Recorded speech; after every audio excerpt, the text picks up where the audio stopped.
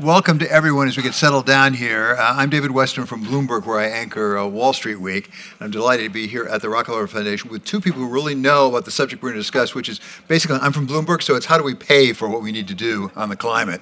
And we're going to start with somebody who's been on the path of this for a good long time, is near and dear to his heart. He is John Kerry. He is the U.S. Special Envoy of the President of the United States on climate. Of course, he's a former Secretary of State.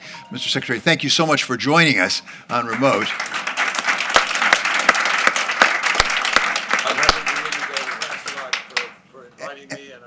To be with Chris Coons, who's been a super partner and great champion on this, and particularly with the Rockefeller Foundation, 110 years of unbelievable history, and we are enormously appreciative. You began with health and the environment way back when, and no, I was not at the first event, but delighted to be with you here. As usual, the Secretary has done a better job than I would have done introducing Chris Coons, who is the Senator from Delaware, the Democratic Senator. So great to have you here, Senator, as well. Thank you, David. So, Mr. Secretary, let me start with you, if I could, because you have been on this journey for a good long time now. Give us a sense of where we are on the journey. I mean, I think many of us have some general sense of where we need to get to zero emissions by 2050, if I can use that as sort of a marker. What do we need to do to get there, and how far are we along the path? Well, David, first of all, I would strongly ask you and others not to use 2050 net zero as the marker. The marker is 2030, 45% reduction. And if we don't get the 45% reduction minimum by 2030, there is no 2050 net zero. So we've really got to begin at the beginning. So looking at that first step, which is 2030, and the COP this year, the Conference of the Parties, which will take place in UAE and Dubai, we have a critical challenge ahead of us. First of all, there is a global stock take, which will report globally on where we are with respect to it. And I think everybody knows from the IPCC report that just came out recently, we're not in great shape. We're not living up to the promises that were made in Paris, in Glasgow, in Sharm el-Sheikh. And what we do know from the International Energy Agency is that if we were to live up to those promises, we could be, by 2050, not only net zero, but we could hold the Earth's temperature increase to, Glasgow says 1.8 degrees. The promises out of Sharm el-Sheikh say 1.7 degrees centigrade above the pre-industrial level. So we're not achieving that, David. We're currently heading towards 2.5 to 3 degrees centigrade. Emissions are going up, not down. And very large emitters are building coal-fired power plants, which, if they bring them online, is only going to contribute more to the challenge. So this is, in my judgment, this is the critical decade, and this is the critical year at this COP that we've got to get off of business as usual and bring oil and gas and others to the table to be part of the solution. There's no other way for us to do this. And then, quick aside, and Chris, I know will not only strengthen this, but be more articulate about it. We are, according to many scientists, at or past 5 tipping points: the coral reefs of the oceans, the Barents Sea and the sea ice, the permafrost, which is releasing unbelievable amounts of the most destructive gas, which is methane, which is 20 to 80 times more damaging than CO2, and the two biggest and most threatening of all, Arctic and Antarctic. And if they are indeed past the tipping point, we're in much more serious trouble than we've been willing to admit. But at this particular moment, we still have a chance of holding 1.5 degrees. It's a very, very tough road. It's a very big leap, but we have the tools to be able to do it.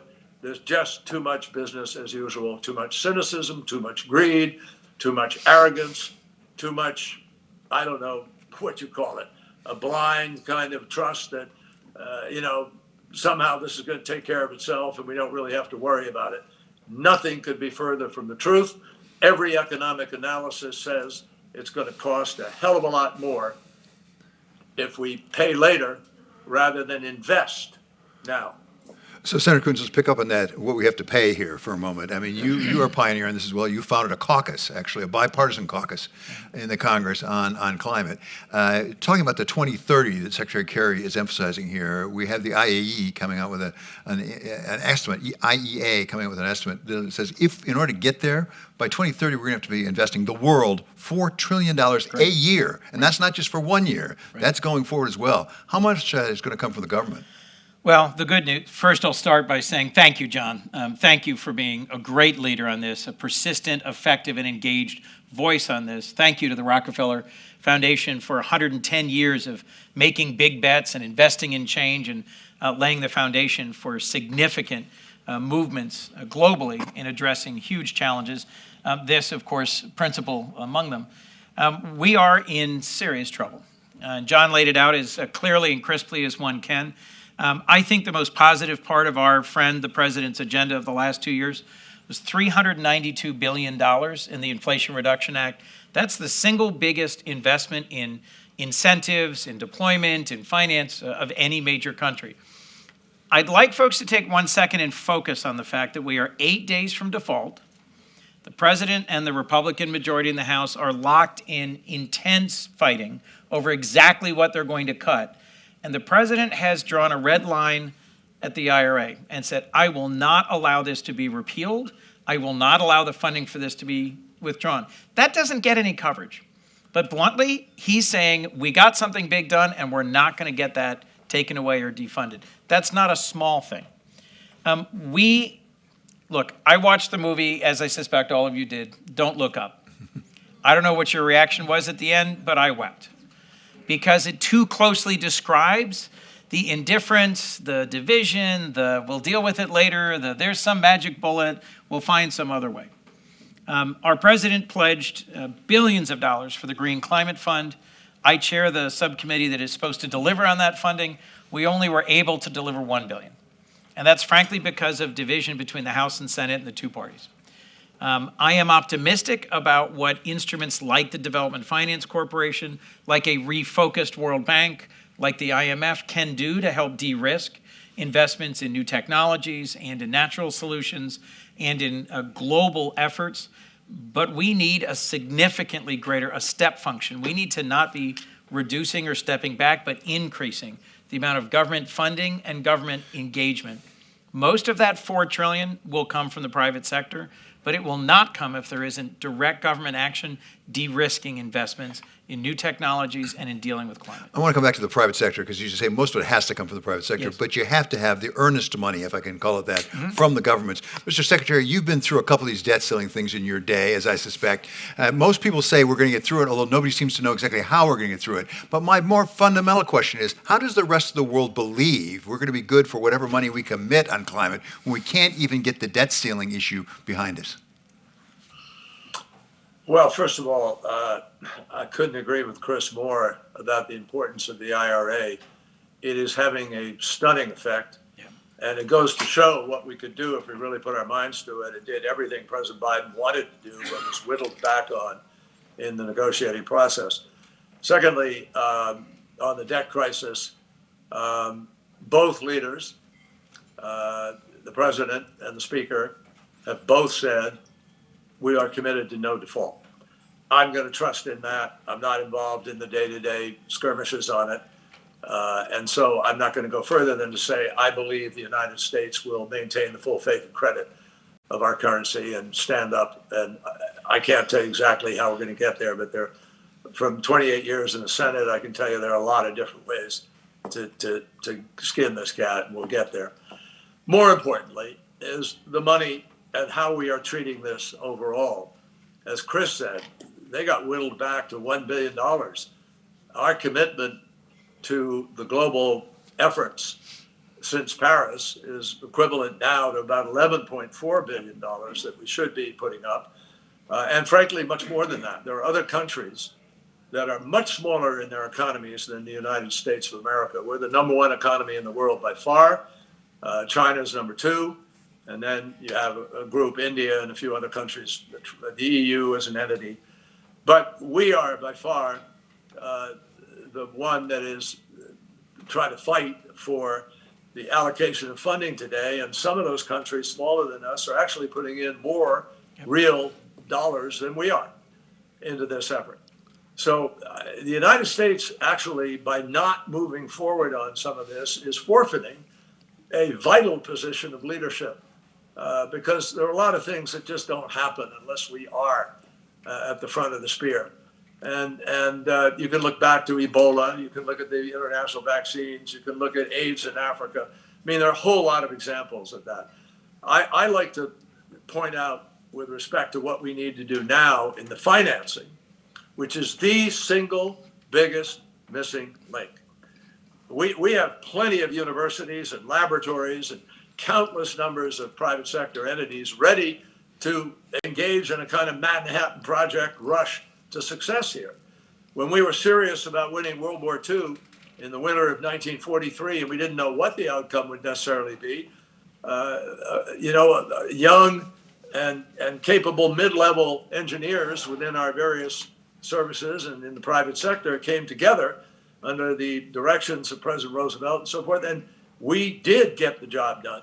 We took control of the seas. We took control of the air. We were able to break the defenses that Hitler had built along the coast. Why? Because we concentrated our minds and efforts knowing that to not do that was the end of what we knew about life since, in terms of our values and our commitments and the counter to fascism and dictatorship. The results of that over the last 50 years have been just staggering in terms of how positive it's been for countries and people all around the world. So we need to do that now on climate. We really do. I hope people don't say, oh, God, there's John Kerry again, a little, excessive about what has to be done. But no, I don't think I am. At the end of the war, we were turning out one B-24 every hour from a former automobile plant in Michigan. Every hour, a plane ready to fly and go and fight and win. So we needed to be doing that, frankly, with solar panels. The IEA tells us today that we have the technology to be able to achieve the goal we have. And the goal is not a political goal set by President Biden or Chris Coons or John Kerry or anybody. This is a goal set by the scientists. It's about mathematics and physics, which combine to say, if you want to avoid the worst consequences of the climate crisis, you have to put in place these following steps. We're not. So this is, a failure of people to seize the initiative and do what all of the science is telling us we need to do. And the money is critical. The people who own that money, who turn it over to Larry Fink at BlackRock or Blackstone or Goldman Sachs or anybody, they want to make money. And they're not in the charitable business strictly in that money that they invest. There are many of them in charitable business. But that money, the trillions of dollars that's out there in assets held by people, needs to make money, and it wants to make money. So you have to have bankable deals. That's why we did the reform of the MDBs, the beginning of them at the spring meeting. Now we need to do the rest of the reform at the fall meeting. But we need to provide genuine blended finance, where there is de-risking money, where there may be insurance, where there may be guarantees, where you can excite that private capital to deploy.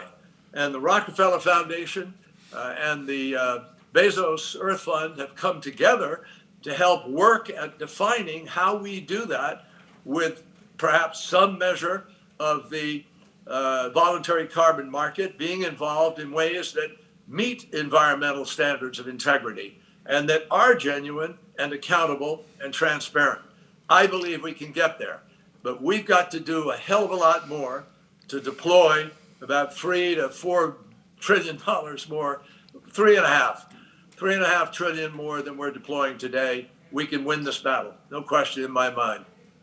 John, let me, if I could, before we end, just mention a movement that I think is going to create the market pull that allows us to compete with and incentivize the avoidance of the dramatic growth in coal-fired power plants in India and China and the significant emissions growth that they have.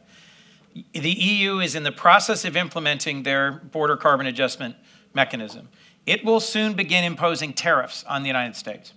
We have not rolled back the Section 232 tariffs on a variety of heavy industrial products out of the EU that were imposed under the previous administration. Active negotiations are underway between the US and EU. We could easily include Canada and the UK. And frankly, the Japanese, the Koreans, the Australians would be enthusiastic. If we simply, a very bright man named Chancellor Scholz suggested a cycle ago at the last G7, a climate club that had a common carbon reduction ambition. It's difficult to do the work, to measure the emissions intensity of heavy industrial sectors. But if Chinese and Indian steel and Russian had to compete with clean steel being produced in Europe and the United States and Canada, together, the economies I just mentioned, which are allies and share common values and a common commitment to open markets and to open societies, we would be not just the United States, the single biggest economy in the world, we would be a collective economy so huge it would drive economic activity and change in India and China.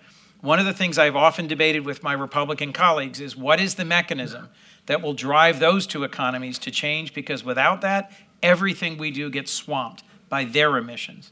I do think the negotiations currently underway between the United States and the EU and a bipartisan effort in the Senate to move a carbon border adjustment mechanism holds some promise, because the scale of the challenge, as John so amply described, is at times overwhelming. But we cannot stop trying, and we have to keep finding ways to move forward. This is one I think has real promise. So, Secretary Kerry, I want to come back to something you said about BlackRock and Blackstone. And I work for Bloomberg, so we don't mind BlackRock and Blackstone. They do a lot of good things for us. But the fact of the matter is, you talked about the B-24s coming out of Willow Run back in World War II, which was an amazing moment in U.S. history. One of the real forces, I think, in the United States and for the United States economy right now are the markets, are the capital markets. You mentioned the possibility of voluntary carbon markets. What do those, as you talk to those people, because I know you're going around and talking to the people who have the control over those trillions of dollars of funds. What do they need to have in place so they can actually deploy that kind of capital? Well, they need to have what they would call a bankable project, a project that, by virtue of a number of different conditions, the cost of capital, whether there's a long-term power purchase agreement at a right tariff to have an offtake that supports financing that particular project, whether they can take away 12%, 15% or something. It's not, it's not never going to produce the multiples of a Google or an Apple or otherwise, but it beats leaving your money in a net negative interest account and simply parking it somewhere, as we had about $13 trillion parked in the last years. Now, with the interest rates, that's changed a little bit, obviously, and money has moved in a slightly different way. Not slightly, in a profoundly different way than it did for the last years of qualitative easing. But I still believe that money can be attracted to these agreements. We did that with something called the JETP, the Just Energy Transition Partnership for Indonesia. And Indonesia has signed up. We managed to leverage, putting in about $500 million of so-called earnest money, or whatever you want to call it, leveraging the risk and so forth. And we've got 10 billion of public sector and 10 billion of private sector lined up to accelerate the transition away from coal and into renewables. Now we've got to actually implement that, make it happen. We're working on that with Vietnam. We're working on it with Mexico. We're working on it with South Africa and Brazil. Brazil is a different matter because most of that is going to be wrapped up in the relationship to the Amazon, which is a different kind of instrument. But the bottom line is, David, some of that money, people are going to say, look, I don't want to move my money out of X, Y, or Z where I'm making a good amount, and you got to show me that this is going to be a good investment. The irony is that not looking at these investments and the folks in the regulatory business of looking at the issue of fiduciary responsibility. If you don't take into account climate impacts and the damage that's going to be done and what's going to happen to supply chains and food production and migration and a whole bunch of other issues, are you being irresponsible with respect to your fiduciary responsibility for ignoring all of those issues? I would argue, yes, profoundly so.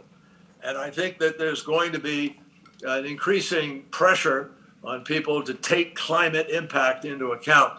An example, coal. Coal prices itself at X and tells people we're cheaper than other things. But in fact, nowhere near, not even possible to be cheaper. Why? Because the true cost of coal is black lung disease that spends billions on. The millions of people that die every year around the world because of the pollution in the atmosphere that brings with it disease and complicates everybody who has a heart problem or an emphysema problem or so forth. You look at the warming of the ocean. What is that worth? It is exclusively because of fossil fuel emissions going into the ocean. 90% of the warming of the ocean, of the warming of Earth, goes into the ocean. Does that get factored in? What is the value of that?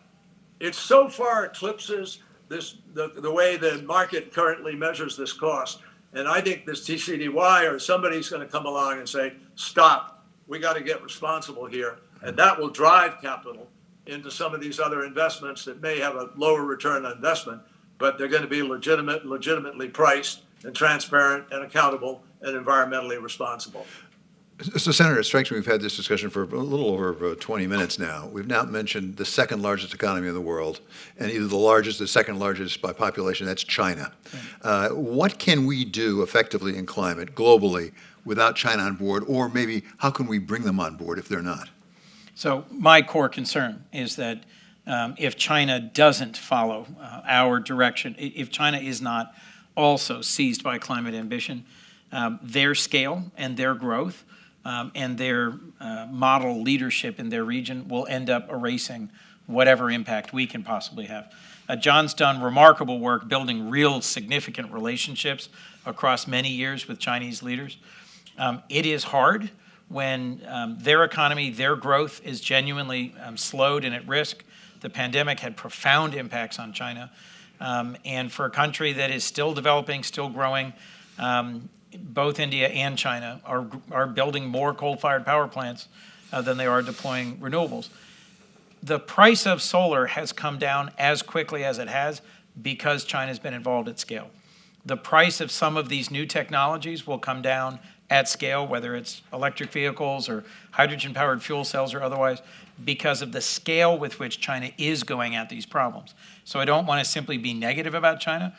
They are innovating, they are investing, they are tackling climate and deploying new technologies, but they are also continuing to be a very significant user of coal and of coal-fired power.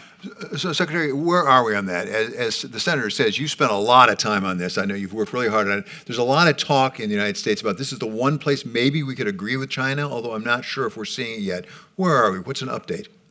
Well, in Glasgow, we joined together in an agreement Methane. that we were going to work together on three major items. The first was they signed up for a national methane plan to reduce methane in China. They have a plan. We've seen it at Sharm el-Sheikh. They're getting sign-off from various folks now. It's contentious, as you can imagine. Even there, they've got a certain kind of politics. And so that's an issue. Secondly, we agreed that we would work with China because we know there are ways that we have an ability to be able to help them, and they can be helpful in return by accelerating the transition away from coal and lowering their coal intensity, peaking sooner than they're currently announced they're going to peak, and beginning to reduce. We think there are ways that we could be helpful in that. We want to work at that. Thirdly, deforestation. Very significant component of global emissions, maybe 15 to 20% of global emissions, is the deforestation challenge.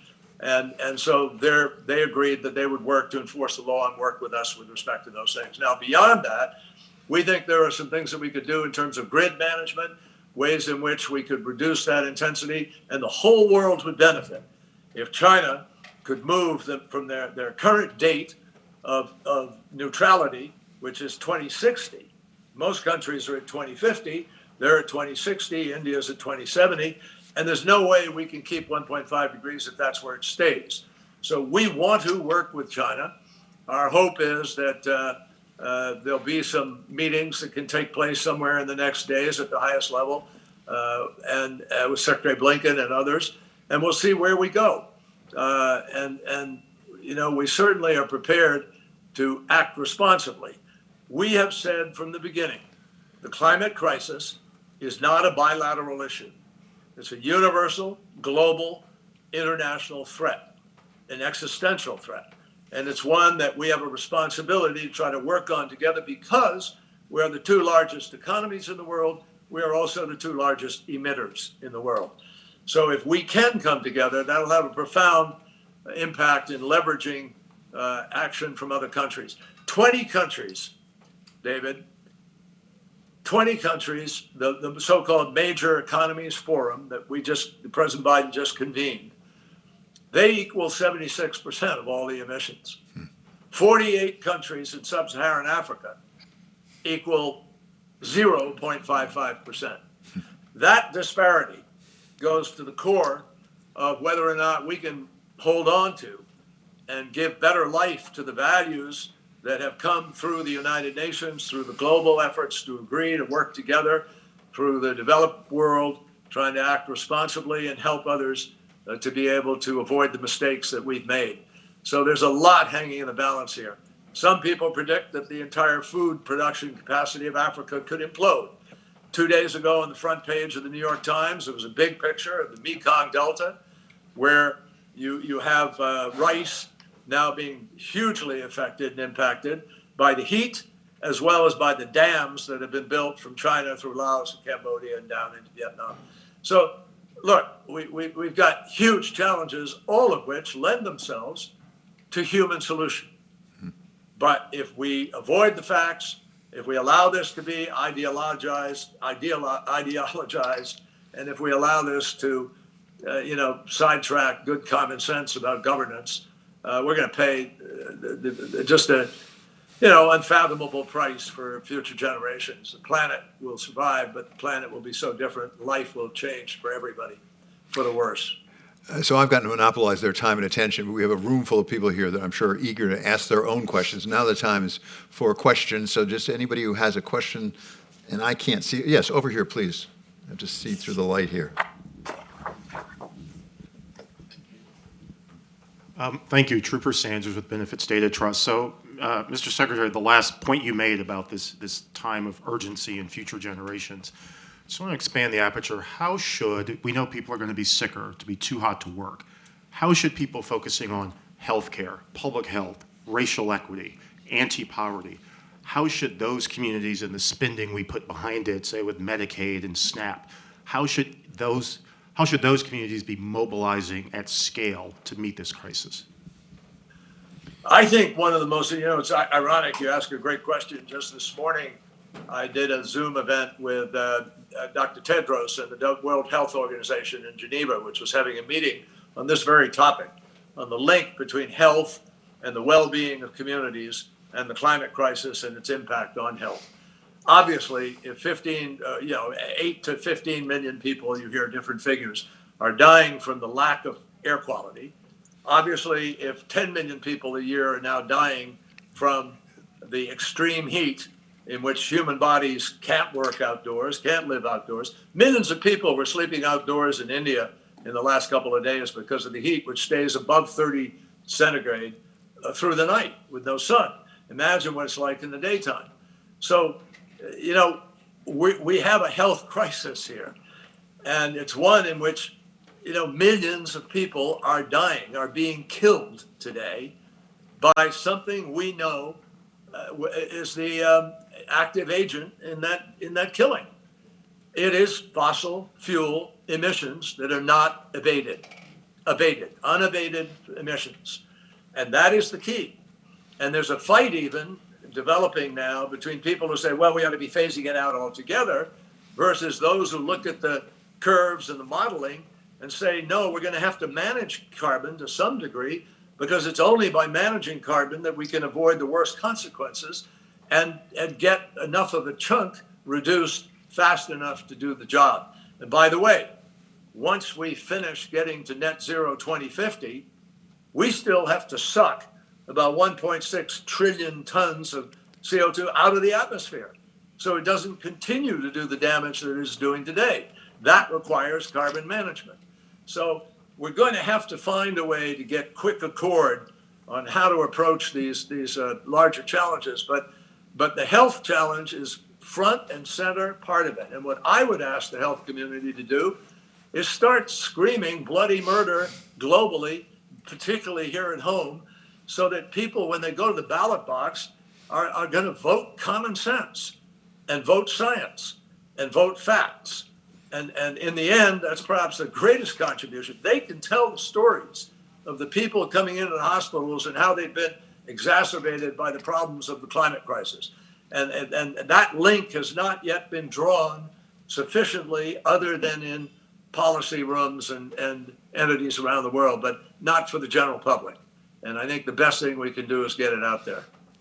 Okay, I think we have time for just one more question. Yeah, right down here in the front. Thank you. I'm Kathy Boffman-McLeod. I'm the director of the Adrienne Arsht Rockefeller Foundation Resilience Center at the Atlantic Council. And we are focused on extreme heat and addressing extreme heat. And it cost the U.S. economy $100 billion in worker productivity losses alone in 2020.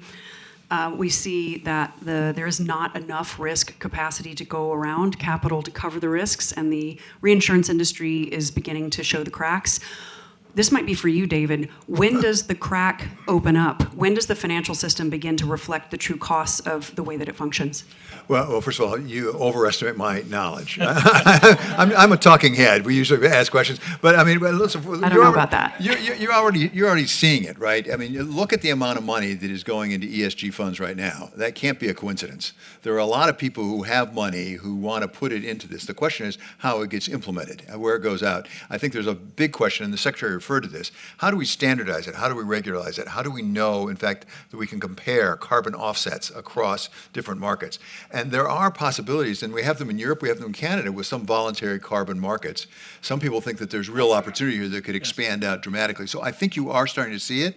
I think there is a role for government regulation to make sure it's regularized so people know how the investments are being made. But I think there's a substantial appetite out there. In fact, I would say, and again, both of these people know the politics much better than I do, the fact that there's such a backfire, as it were, from some elements in the politics indicates how much of a desire there is. We wouldn't be hearing so much about it if there weren't a real desire for it. Senator? Yes, the whole fight over woke capitalism, the attack on ESG efforts, the criticism of some of the major funds that are taking initiatives like this is exactly because the fossil fuel industry sees the potential harm and the impact of shifting where trillions of dollars get invested, both the potential that they would lose some of the financing incentives that they get from the government and the potential that their pools of patient capital, investment capital dry up. That's exactly why I think we're having these unusual fights at the state level, state to state. State treasurers are having fights over whether or not they should remove woke capitalism from their management of their state pension funds. At the end of the day, and John spoke about this far more eloquently than I will, we have avoided since the dawn of the Industrial Revolution fully bearing the cost.